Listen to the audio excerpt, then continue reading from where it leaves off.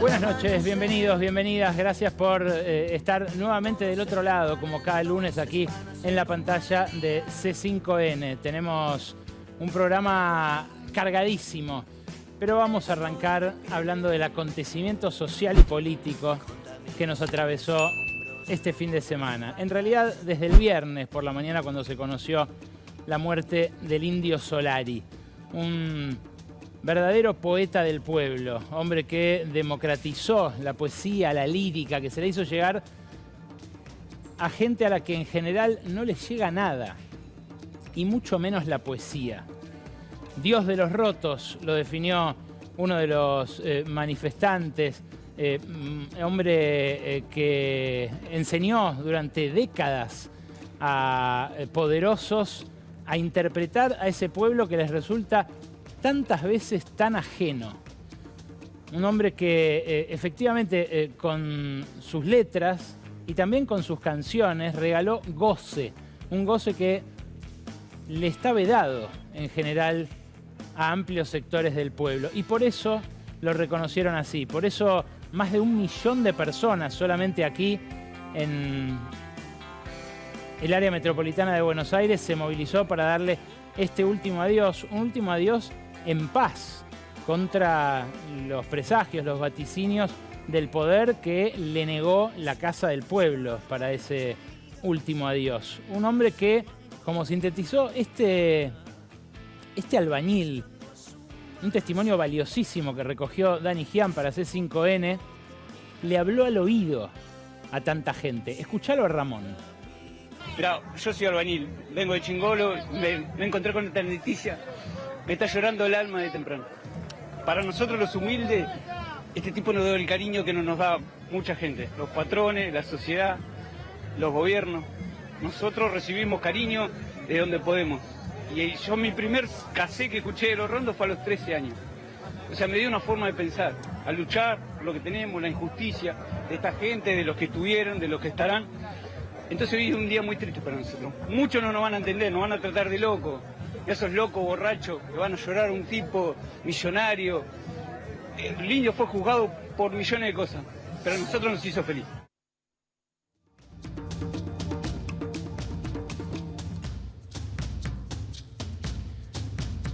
Muchas veces la felicidad del pueblo es lo último que importa. Y en este caso, bueno, vaya la reivindicación para alguien a quien, como les decía, no tuvo en ese último adiós la posibilidad de, que lo rodeara no solo el pueblo, sino también unas instituciones que, dicho sea de paso, siempre cuestionó, con lo cual quizás haya terminado en un final feliz la historia, en esta peregrinación, no en el Congreso, en un lugar donde la gente se sintió mucho más a gusto que el viernes, siendo reprimida en la Plaza de Mayo, o el sábado en el Obelisco. Escuchá lo que me contó Marcelo Figueras sobre cómo se negoció esto y ya vamos a arrancar el editorial. Entonces, a partir de esto que habla Cristina con Virginia, Virginia dice, sí, a mí me parece bien, yo estoy de acuerdo. Entonces, ahí Máximo empieza a gestionar para ver si nos permiten usar el Congreso. Uh-huh. Y nos boludearon durante horas, ¿viste? ¿Cómo? Horas. Nos boludearon durante horas, digo. ¿En qué sentido? Con esto. De que no contestaban, y pará, lo vamos a pensar, tenemos que ver, qué sé yo, horas, pasaban las horas, y era muy importante definir un lugar, porque mientras tanto se iba amontonando gente en Parque Leloir. Claro. Marcelo, perdón, pero cuando decís nos boludeaban, puntualmente, ¿con quién pudieron hablar? ¿Con Martín Menem directamente? Martín Menem. Sí, esto era la negociación. ¿Cuál fue la respuesta que les dio él? Tenemos que analizarlo. Tengo que consultar, tenemos que analizarlo, tengo que hablar con la ministra de Seguridad, tengo que ver, bla, bla. O sea, con esto era, y digo, transcurrían las horas mientras la gente se juntaba en Leloir, pero la gente se iba a Leloir porque la gente quería ir a algún lugar a homenajearlo. Y en ese momento no había más lugar evidente que ese. Y era decir, bueno, pará, y ahora nos dicen, y tienen que esperar, y nos tienen que responder, y tienen que consultar, y tienen que esto, qué sé yo, y pasaban las horas, ¿viste? Vamos a tratar de desentrañar este fenómeno conversando en un ratito con Pablo Semán. Pablo Semán es un antropólogo que sigue no solamente los ritos populares, las creencias, la religiosidad, sino también la música como fenómeno cultural, como aglutinante de la sociedad en tanto lenguaje compartido. Vamos a tener una interesante conversación con él y también otra con Dolores Reyes. Dolores Reyes es una escritora celebrada en todo el mundo que supo traducir como pocos el lenguaje del pueblo a la literatura y que de hecho sufrió el ataque de este gobierno que la removió directamente de la currícula escolar cuando encontró lo que consideraban impropio para que se leyera en las escuelas. Lenguaje que usa el pueblo cotidianamente. Vamos a hablar con Dolores Reyes, la autora de Cometierra, que acaba de lanzar también Miseria y que estuvo allí también mezclada en esa multitud que desgarrada fue a darle ese último adiós al Indio Solari. Pero quédate también para lo que vamos a conversar en un ratito, porque detrás de todo esto que ocupó buena parte del fin de semana, lo que estamos viendo es un debate mundial con eje en la Argentina sobre la inteligencia artificial. Este hombre, Peter Thiel, el tecnomagnate que parece haberse afincado en la Argentina, que vino en un principio por 2 meses, pero que ahora ya inscribió a sus hijos en un colegio porteño, según el New York Times, un hombre que, bueno, ya se reunió con un montón de gente aquí en la Argentina, entre ellos Juan Grabois, el miércoles pasado. ¿Qué hacía Juan Grabois en la mansión de Peter Thiel en Barrio Parque? Bueno, también nos vamos a preguntar esto en un ratito acá, porque el plan del dueño de Palantir, el plan del hombre que le maneja los drones a Donald Trump en Medio Oriente, es convertir a nuestro país, a la Argentina, en una especie de zona franca para el fascismo digital. Sí, lo dicen los especialistas más reputados del mundo. La inteligencia artificial amenaza la democracia. Y la amenaza en tanto nadie se atreve a regularla. Milei y Sturzenegger dicen este va a ser el paraíso desregulado de la inteligencia artificial. Imaginan un reverdecer de la economía de la mano de estos tecnomagnates. Vamos a ver en un ratito bien en qué consiste la letra chica de este contrato. Pero lo que vas a ver ahora estoy seguro que te va a sorprender. Venimos hablando acá del RIGI, del régimen de incentivo a las grandes inversiones. Un esquema de beneficios muy generoso para multinacionales que hagan efectivamente grandes desembolsos, en general en proyectos extractivos, sea de minerales, sea de petróleo y de gas, sea proyectos accesorios a esa extracción de recursos naturales. Bueno, venimos hablando de lo generoso que es el proyecto y de lo poco que exige el Estado argentino a cambio de esos beneficios. Bueno, lo que vas a conocer ahora es la ciudad portátil, la ciudad modular que van a instalar, importada de China, llave en mano, en plena cordillera, los dueños canadienses del proyecto minero hasta ahora de mayor envergadura, que se ha anunciado de la mano del RIGI de Milei, que es el proyecto Vicuña.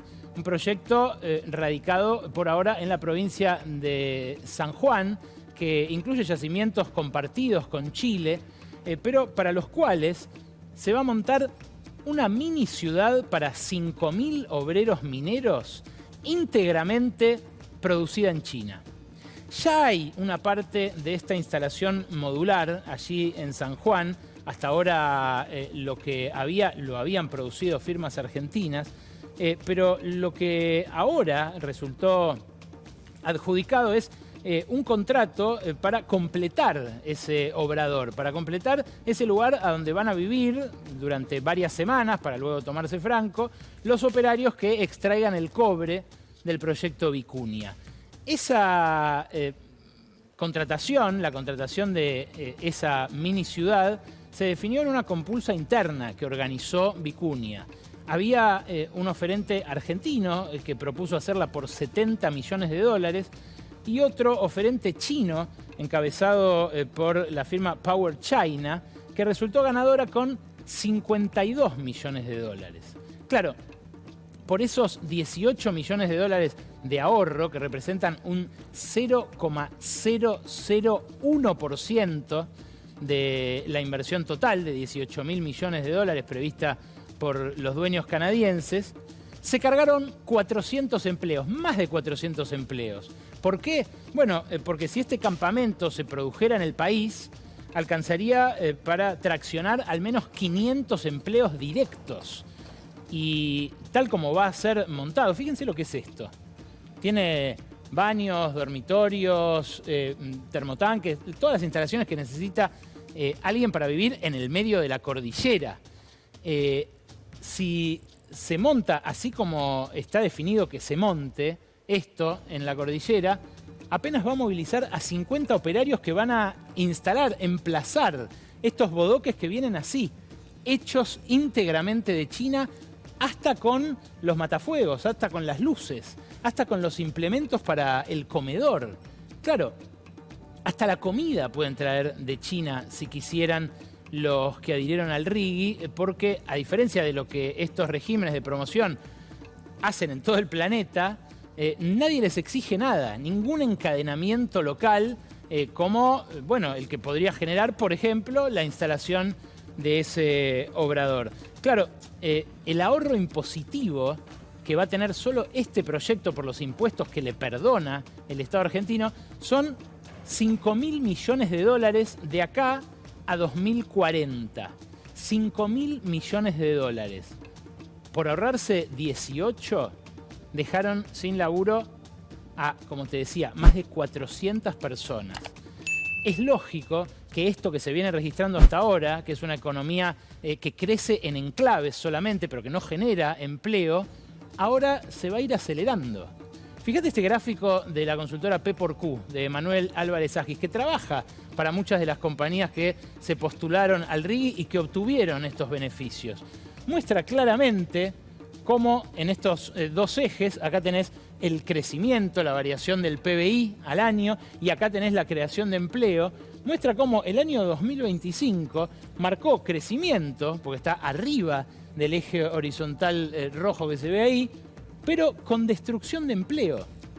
Fíjate, es el único año en el que se registra esa variación. El único año que figura en ese cuadrante, porque hubo años en los cuales la economía creció, pero se generó empleo, que es lo que está ahí arriba. Hubo años en los que la economía cayó y se destruyó empleo, que es lo lógico que ocurra cuando la economía cae. Pero lo curioso es lo de 2025, que claramente está ahí, hacia arriba en crecimiento, pero hacia abajo, hacia atrás, en creación de empleo. Claro, este tipo de proyectos en las provincias de la cordillera genera mucha ilusión. Ilusión como la que tiene esta chica, por ejemplo. Escúchala. Soy estudiante de Ingeniería Electromecánica de la Universidad Nacional de San Juan. Quería agradecer a la universidad y al Grupo Vicuña por esta oportunidad. La verdad que increíble experiencia. He podido conocer cosas de las que ni siquiera tenía idea. Me voy con una experiencia increíble y con ganas de volver a trabajar cuando me reciba.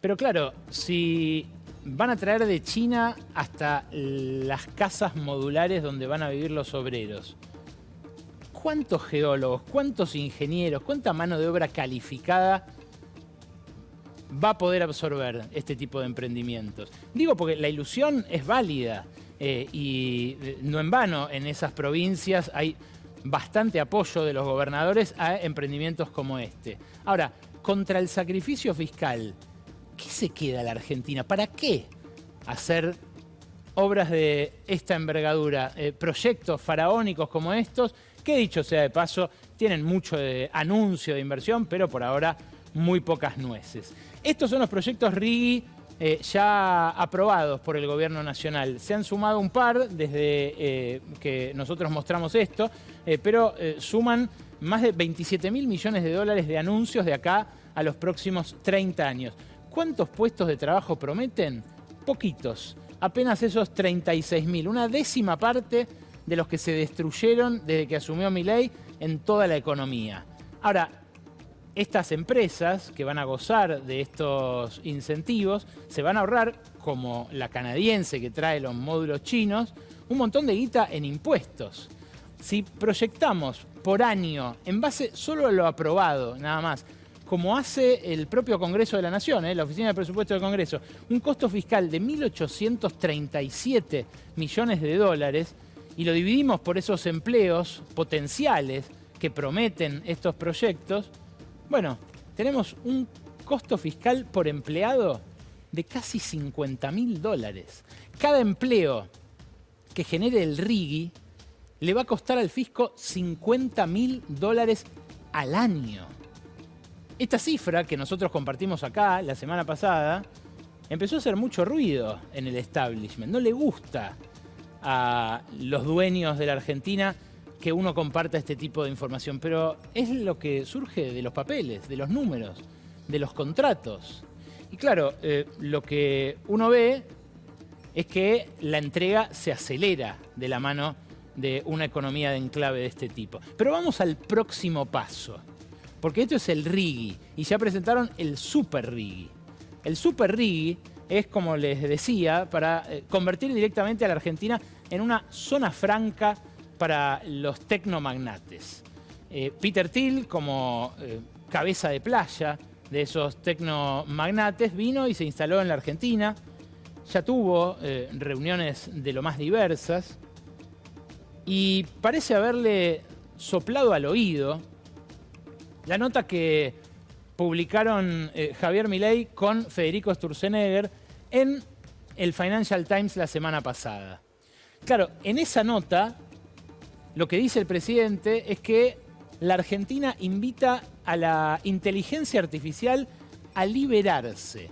Propone allí el presidente y el Ejecutivo en general, porque lo hace en base a escritos de Sturzenegger, una especie de paraíso fiscal para la inteligencia artificial, a contramano de lo que hace Donald Trump, que en medio de una creciente resistencia, una especie de rebelión contra la inteligencia artificial, está empezando a ponerle límites ambientales en algunos casos, regulatorios en otros, impositivos en otros, algo que en un principio se había resistido a hacer y que Europa viene tratando de hacer como puede, con mucho en contra, en un contexto en el que esta tecnología avanza muy rápidamente. Ahora, también es lo contrario a lo que pide la propia industria, porque la semana pasada Anthropic, la empresa que creó Claude, la inteligencia artificial de moda, dijo, hagamos una pausa porque no sabemos esto a dónde nos puede llevar. Sí, Anthropic, la misma empresa que puso a uno de sus fundadores al lado del Papa hace 15 días, también para advertir, a coro con la encíclica Magnifica Humanitas, lo que puede llegar a generar que se creen, por ejemplo, empresas sin humanos, como impulsa Milei en esta nota en el Financial Times. ¿Qué es una empresa sin humanos?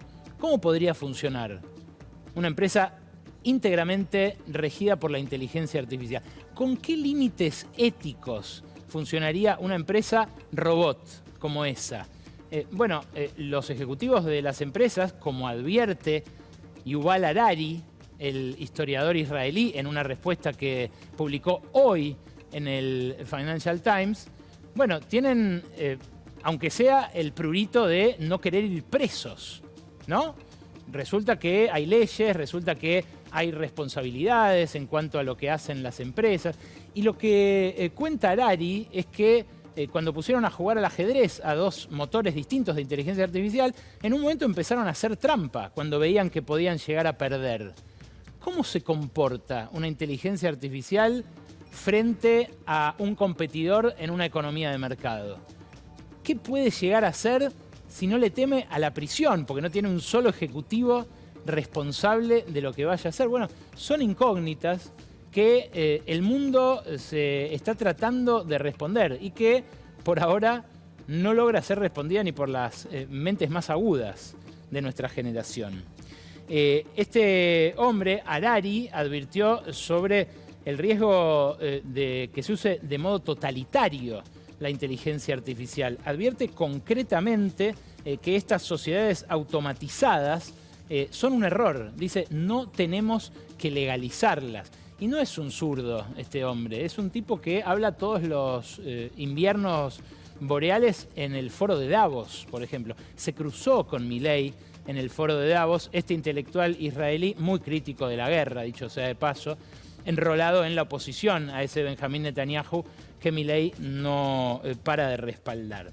Claro, le respondió el presidente a Harari, no en el tono en el que nos suele apostrofar a los periodistas argentinos, bastante más apichonado, pero le respondió diciéndole que está preparando ya su respuesta en esta polémica junto con Federico Sturzenegger.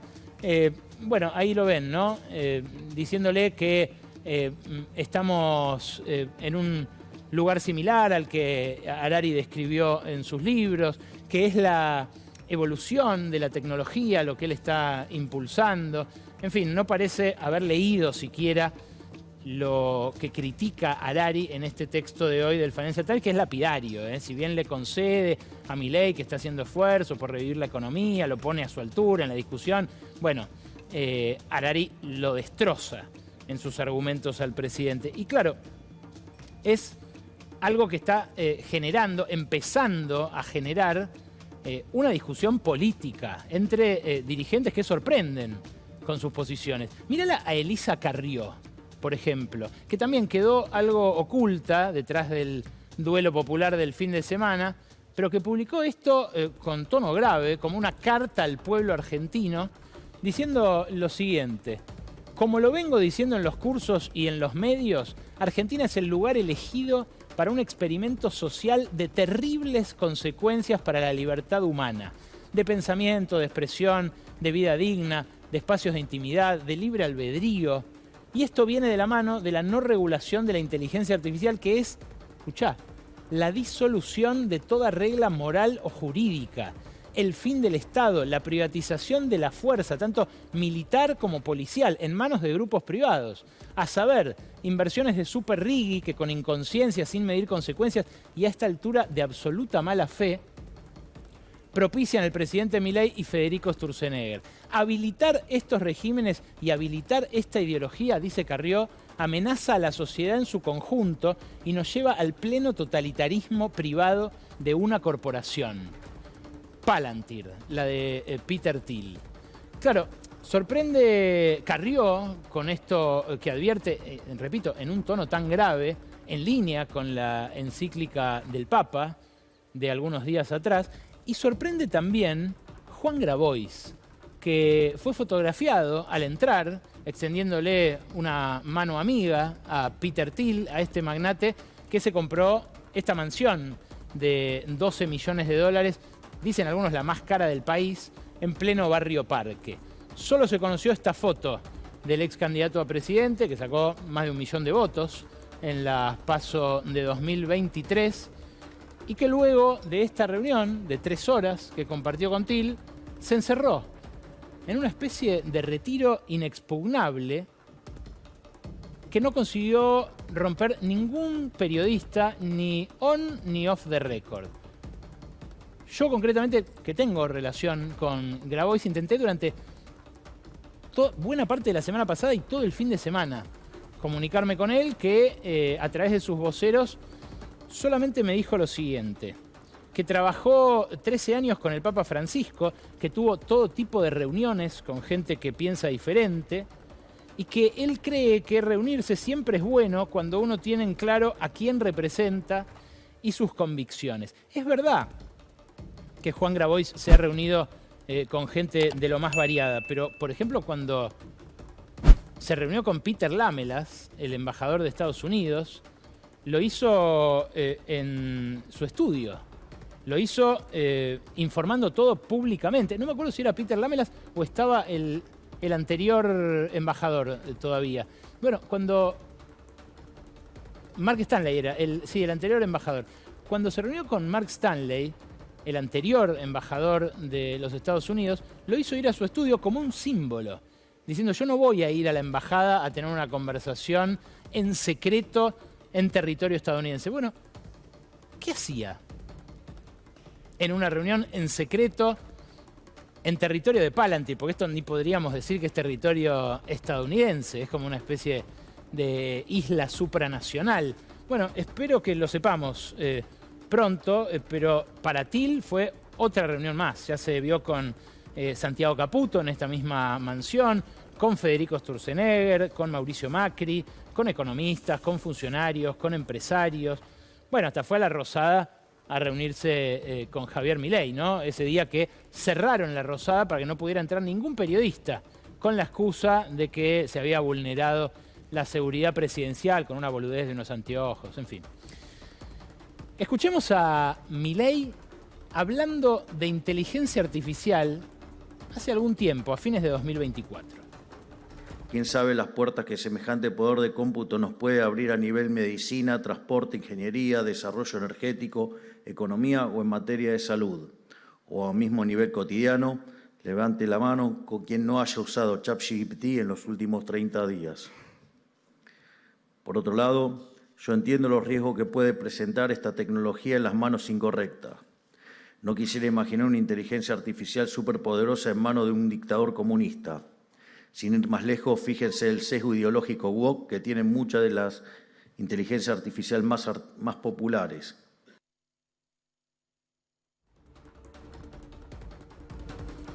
Yo no me quisiera imaginar la inteligencia artificial en manos de un autócrata de ultraderecha, pero ¿quieren escuchar también a Federico Sturzenegger algún tiempo atrás sobre esto? Mirá. Y termino con algo que me parece que es bastante interesante y bastante novedoso, es que vamos a estar enviando un proyecto de reforma de la ley de sociedades, que va a tener un capítulo que va a permitir la incorporación de sociedades que son estrictamente sociedades de inteligencia artificial.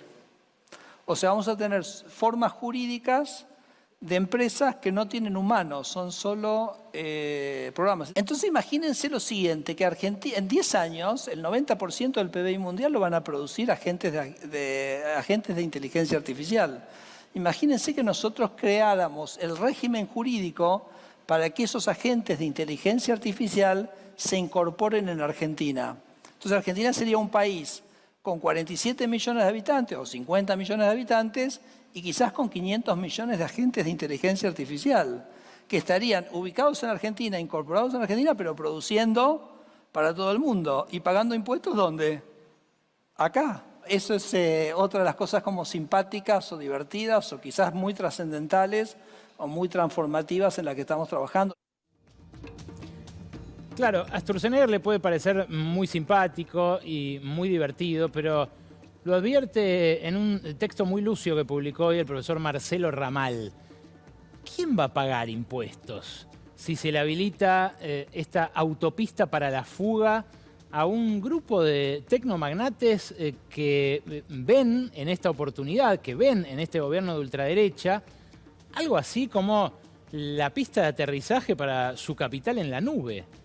Si además de esta reforma de la ley de sociedades que propuso el gobierno al Congreso y que hay que ver quién aprueba, ¿no?, con estas advertencias en contra, como la de Yuval Harari, se le suman, por ejemplo, la reforma de la ley de tierras que debió archivar la semana pasada el gobierno, pero que por atropellada pensaba aprobar, borrando todo límite posible a la compra por parte de extranjeros de tierras en la Argentina.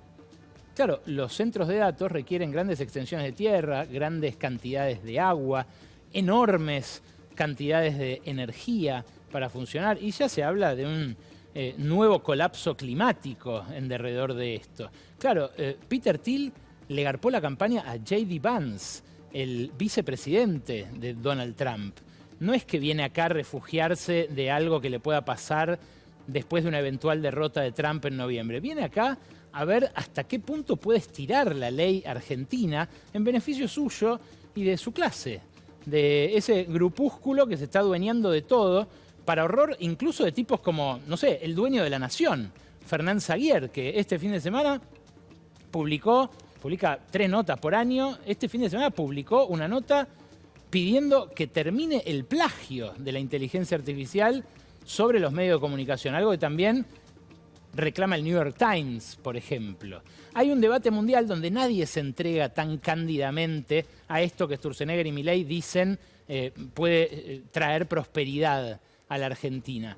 Porque en el artículo del Financial Times habla el presidente de la Compañía de las Indias Orientales. Dice que como innovación jurídica eso permitió un salto brutal en la productividad. Olvida que la Compañía de Indias Orientales fue algo que impuso el colonialismo, asesinando, matando, violando, desplazando gente y sometiendo a los semiesclavos que trabajaban ahí en el sudeste asiático para los grandes capitales europeos a una especie de dictadura asesina del capital. Claro, es eso, es candidez y es también demasiado optimismo en torno a cosas que ya salieron mal en otros lados.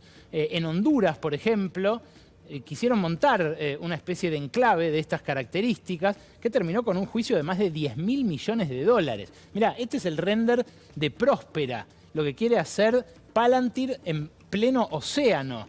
Un lugar definitivamente extraterritorial donde dicen se puede crear una nueva sociedad. Son flashes que tienen tipos como Sturzenegger, tipos como Milei, tipos como Peter Thiel, que se piensan más allá de la deriva del resto de la humanidad. No es casual que no entiendan una peregrinación de 1 millón de personas para despedir a un ídolo. Piensan en otra cosa. Y lo hacen, bueno, como digo, con mucha candidez, si uno toma en cuenta los intereses que hay en juego. Pero, ¿qué busca con esto de la inteligencia artificial, con esto de las sociedades no humanas, con las concesiones que pretende hacerle a este capital en la nube? ¿Será que quieren revivir una economía catatónica, inflando una burbuja? Porque es una posibilidad. Más allá de lo que pueda creer o lo que pueda vender Sturzenegger, lo evidente es que en las góndolas, en los mostradores, en las calles comerciales, se vive lo que dice este tipo, un importante empresario, ningún zurdo tampoco, Federico Braun, el dueño de La Anónima. La verdad que el sector supermercadista argentino, nosotros algo que hacemos siempre es hacer benchmark, compararnos con nuestros países vecinos, y la verdad da pena los números de la Argentina. Como todos ustedes saben, Walmart se fue de la Argentina hace 5 años, vendiéndola por monedas, y Carrefour está ahí, que estuvo en venta todos estos meses, ahora decidieron no vender. ¿Y por qué se van dos que son las compañías más grandes de retail en el mundo? Tan simple, porque no ganan plata. Es así. Así de simple. ¿O querés que te haga un dibujito, Federico Braun, también? ¿Acaso uno de los más entusiastas defensores de Milei en el establishment es el que está diciendo esto? Dan pena los supermercados en Argentina. Hoy se conoció el dato del consumo minorista de mayo que mide CAME y lo que marcó fue una nueva caída, una caída del 1,2%, caída que se da sobre las caídas previas del consumo en los últimos 2 años. Es una especie de electrocardiograma plano lo que se vive en el consumo. Festejaban en Villa Domínico que con el funeral del indio se reavivó, se reactivó un poco la microeconomía del lugar. Pero si la Anónima no vende nada, si para el dueño de este tradicional supermercado, además muy conservador él, los números de los super dan pena, bueno, ¿qué les queda a los pizzeros de Domínico, ¿no? En fin, el propio Giacobbe, un encuestador de los que suele consultar el gobierno, advierte esto sobre la situación económica. Ya estamos en el terreno de las percepciones. La gente en un 40% dice que la economía está empeorando rápidamente. Otro 15%, y con eso ya suman 55, dice que la economía está empeorando lentamente. Un 8,1%, y con eso ya llegamos a 63, dice que está estancada. ¿Quiénes son los que dicen que está mejorando? rápida o lentamente, bueno, ese otro 35%, el núcleo duro de Milei que resiste a esa evidencia y que se aferra todavía a la esperanza que en un momento generaba en mucha más gente la ultraderecha. Es algo que no puede revertir Milei, algo que no puede revertir Caputo tampoco. Mirá cómo considera la gente a la palabra del ministro de Economía. ¿No le cree nada o le cree poco? Casi un 70% de la población. Un ministro que, por lo bajo, tiene sus discusiones con Milei, que representa claramente a otro bloque de poder que está mucho más allá de las desventuras de un tipo al que consideran prescindible ya a esta altura, pero que no consigue insuflar el optimismo que trabaja de insuflar como buena gente de bolsa que es. Es una encrucijada difícil la de la economía real para el gobierno en un contexto en el que los 18 mejores meses de las últimas décadas que iban a empezar el mes pasado todavía no arrancan.